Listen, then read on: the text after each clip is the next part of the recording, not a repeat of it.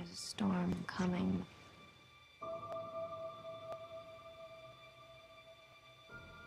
You sound like you're looking forward to it.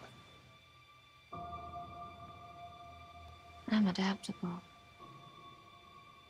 Director Christopher Nolan brings us, as marketed, the epic conclusion to the Dark Knight trilogy, despite the first one being called Batman Begins. But does the third and final film rise to the bar that was set by the... Okay, there was no pun intended there. Having had rippling effects from the events of the last film, Gotham is in peace and Bruce Wayne has retired as the Batman. But a new terrorist mercenary known as Bane arrives with plans that force Bruce to face his greatest challenge and become the Dark Knight once again. I will be making a separate video regarding spoilers, but for now I will keep away from them, so for those of you who have not seen Dark Knight Rises, you have nothing to worry about. I have the perfect analogy to describe my thoughts on not only The Dark Knight Rises, but also Nolan's trilogy as well. It is this generation's original Star Wars. Not the prequels, but the original trilogy, in which the first film was great, the second was better than the first one in all aspects, and the third does a great job wrapping everything up and delivering a great film that exceeds the first, but not quite better than where it peaked, which in this case would be The Dark Knight. And here's why. The mythology behind the film is tight and manages to not only tie in with Batman Begins and The Dark Knight seamlessly, but it has enough great qualities to have you become invested in it and suspend your disbelief from any implausible elements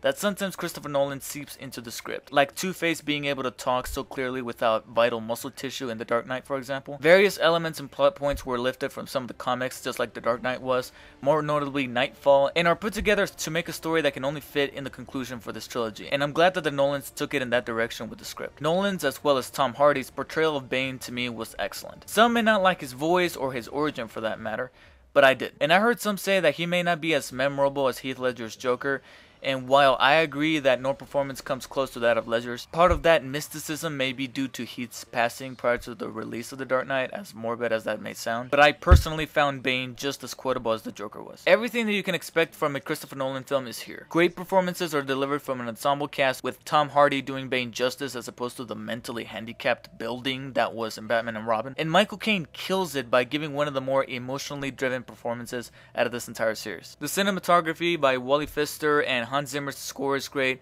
Basically, most of the technical aspects of the film are up to par with that of the other films. Although I personally managed to notice James Newton Howard's absence in the score since he did not take part in its composition like with the other two, and I wish he was included, but that's just me nitpicking. All the action sequences were great. Many of them had at least one instance in which it made me smile like a little kid, and the IMAX scenes are indeed a spectacle, even if the price of the ticket is a little heavy. A negative for some people would probably be the running time. This movie has got to be not only the longest Batman film ever made, but it's also the longest film that Christopher Nolan ever directed, running at 2 hours and 45 minutes long. And when I saw that, I'm like, okay, I'm definitely not drinking anything before I go in to see the movie. But leave it to Christopher Nolan to make 2 hours and 45 minutes go by quickly. At any point during the film, I did not feel the length of this movie, as opposed to some other films that run about the same time. Avatar, there's a little point where I didn't exactly check my watch, but there was a point where it kind of lagged for me and I was wondering, okay, when is it going to pick up? Harry Potter and the Chamber of Secrets runs at 2 hours and 41 minutes, and there's that sequence where Harry goes into the diary and sees all these visions by Tom Riddle, and every time that scene comes around in that film, I always manage to turn my eyes to the clock and check what time it is. With this film, I was in my seat the whole time and I did not budge, and that's just how great the editing and the pacing of the film is. All of these things make The Dark Knight Rises a really great film and a great way to end the trilogy,